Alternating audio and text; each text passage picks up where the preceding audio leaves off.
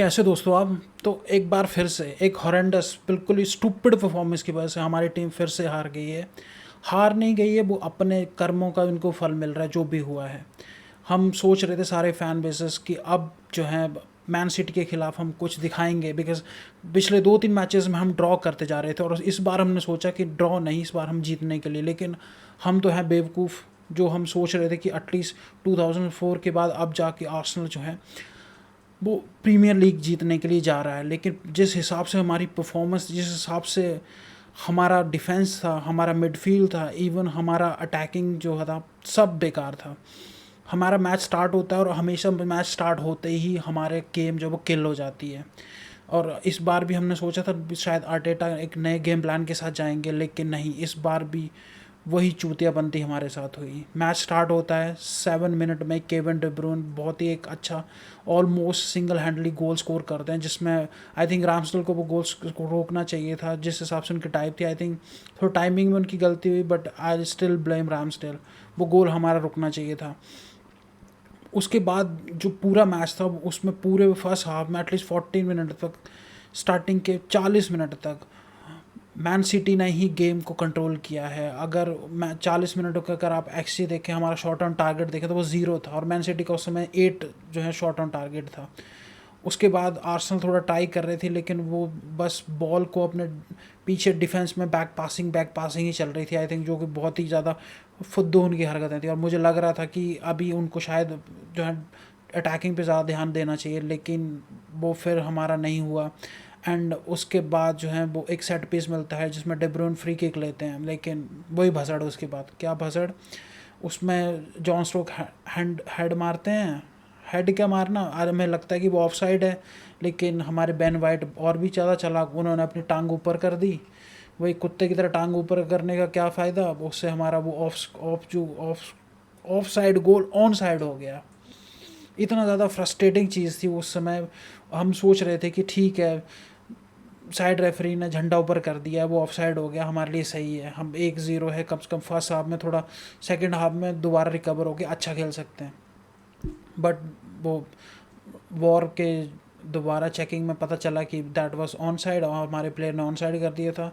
वो हमारी stupid mistake थी। फर्स्ट हाफ ख़त्म होता है, उसके बाद हमें लगता है कि शायद आर्टेटा अपनी सीक्रेट टॉक, जो कि हम अमेजन की डॉक्यूमेंट्री में देख चुके हैं कि काफ़ी अग्रेसिव उन्होंने को टॉक दी होगी, और उसके बाद आर्सेनल सेकंड हाफ में पूरे अग्रेसिव तरीके से आएगी।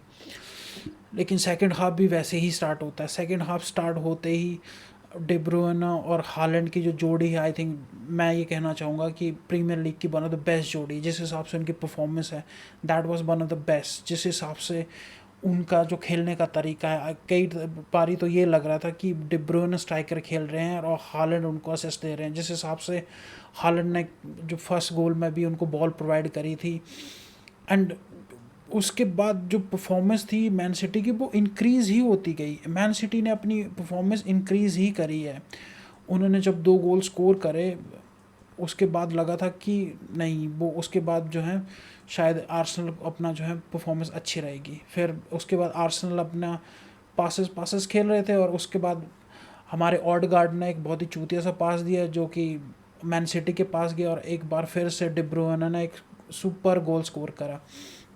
अगर आर्सेनल की अगर आप डिफेंस में देखें, डिफेंस में वेन वाइट, गैब्रियल, हमारे रॉब होल्डिंग, जो कि उन्हें मैं सबसे वर्स्ट अपना डिफेंडर मानता हूँ आर्सेनल की साइड का, और लेफ़्ट साइड में हमारे जिनचेंको, चारों की परफॉर्मेंस आई थिंक सबसे वर्स्ट रही आज तक। जब मैंने आर्सेनल की परफॉर्मेंस देखी है, सबसे घटिया परफॉर्मेंस थी वो। सबसे घटिया परफॉर्मेंस आई थिंक इस सीज़न की तो सबसे घटिया परफॉर्मेंस थी। और मुझे लग रहा था कि नहीं, अब हमारी टीम में अगर कोई एक बंदा जो लगा था जिसकी परफॉर्मेंस सही थी आई थिंक पूरे मैच में, वो आए थे सेकंड हाफ में, हमारे ट्रॉसार्ड। आई थिंक ट्रॉसार्ड के आने पे थोड़ा सा रिफ्रेशमेंट लगा था, और आई थिंक जो गोल उन्होंने स्कोर करवाया था रॉब होल्डिंग से, वो totally one sided. I think उसका एफर्ट जो था वो सारा ट्रॉसार्ड का था। ट्रॉसार्ड ने पूरा एफर्ट उसमें लिया था, एंड रॉब होल्डिंग को काफ़ी अच्छा सेट पीस दिया था, और उन्होंने काफ़ी अच्छा गोल स्कोर किया था। एंड उसके बाद लगा था कि शायद ये मैच अभी 3-1 से हम हार जाएंगे और मैच ख़त्म हो जाएगा। लेकिन ऐसा कैसे हो सकता है? कोई ऐसा मैच जा सकता है जिसमें हालैंड गोल स्कोर ना करें और मैच ख़त्म हो जाए? सो मैच अपने ओवर टाइम में चल रहा था और हमें लग रहा था कि अब शायद ये हॉरेंडस परफॉर्मेंस अब ख़त्म होगी, बट रॉब होल्डिंग हमारे एक और गलत मिस्टेक करते हैं। वो बॉल को जो है ढंग से रीड नहीं कर पाते और बॉल उनसे जंप करते हुए सीधी हालैंड के पास जाती है और हालैंड उसमें एक गोल स्कोर कर देते हैं और वो अपने खुले बॉल दौड़ते हुए हमें चिढ़ाते हुए एक और गोल स्कोर कर देते हैं। तो ऑल ओवर जो 4-1 की परफॉर्मेंस थी, जो पूरा मैच था, आई थिंक आर्सेनल के लिए भूलने वाला परफॉर्मेंस था। आर्सेनल को ये मैच जितनी जल्दी हो उतनी जल्दी भूल के एक नया रीसेट देना पड़ेगा। लेकिन क्योंकि पिछले 3-4 मैचेस से जो हमारी परफॉर्मेंस चल रही है, ड्रॉ और अब जाके मैच जो हारे हैं, जिसके लिए हम सोच रहे थे कि एटलीस्ट चल इसमें अगर ड्रॉ ही चल रहा है तो एटलीस्ट इसमें ड्रॉ ही कर ले, बिकॉज हमारा मैन सिटी के खिलाफ जो परफॉर्मेंस है बहुत ही बुरा रहा है। जो रीसेंट हिस्ट्री रही है 5-10 सालों की, वो हम हारे ही हैं मैक्सिमम, एटलीस्ट अवे मैचेस तो हम हारे ही हैं। सो जो ये परफॉर्मेंस थी, ये परफॉर्मेंस अब हमें भूल के नया रीसेट करना पड़ेगा। आई थिंक मैं ये कहना चाहूँगा एटलीस्ट 95% तो अब ये चांसेस मैन सिटी के लिए, हमारे पास सिर्फ 5% चांसेस हैं। तो अगर थोड़े भी चांसेस हैं, आर्सेनल को दोबारा से उठ के उनके बारे में सोचना पड़ेगा और दोबारा से रीसेट होकर मैच को सोचना पड़ेगा कि कैसे उनको, बस अब जीतने के बारे में ही सोच सकते हैं हम, हारने के बारे में, क्योंकि अब खोने को कुछ नहीं बचा है। आर्सेनल जो खोना था वो खो लिया है। आई थिंक मैं अगर अपनी तरफ से कोई एडवाइस देना चाहूँ तो आई थिंक नेक्स्ट मैच में हमें ज़रूर टॉसार्ड को स्टार्ट करना चाहिए। मार्टिनेली और साका की जगह किसी एक को बिठा के टॉसार्ड को ज़रूर जगह देनी चाहिए, because he is a good and brilliant player, जो कि आर्सेनल के लिए सबसे सही सेट बैठते हैं, और एक उनको चांस देना चाहिए। जो परफॉर्मेंस वो दिखाते हैं, आई थिंक उन दोनों प्लेयर से तो मुझे ज़्यादा ही अच्छी लगती है। Even though Saka and Martinelli को ज़्यादा प्रेफरेंस मिलती है, but I think Trossard should get a chance at least in a next matches.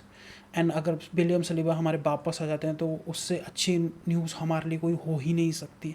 लेकिन जो न्यूज़ आ रही हैं William Saliba, I think still he is not fit, I don't think so वो अगले कुछ मैचेस में हमें देखने को मिलेंगे। तो ये मेरे कुछ ओपिनियन थे एंड मेरी कुछ फ्रस्ट्रेशन थी जो मैं निकालना चाहता था। तो that's it from my side guys. अगर आप कुछ कहना चाहेंगे तो आपके कुछ कमेंट्स हैं तो ज़रूर उसको लिखिएगा, मैं ज़रूर रीड करूँगा और ज़रूर रिप्लाई करने की कोशिश करूँगा।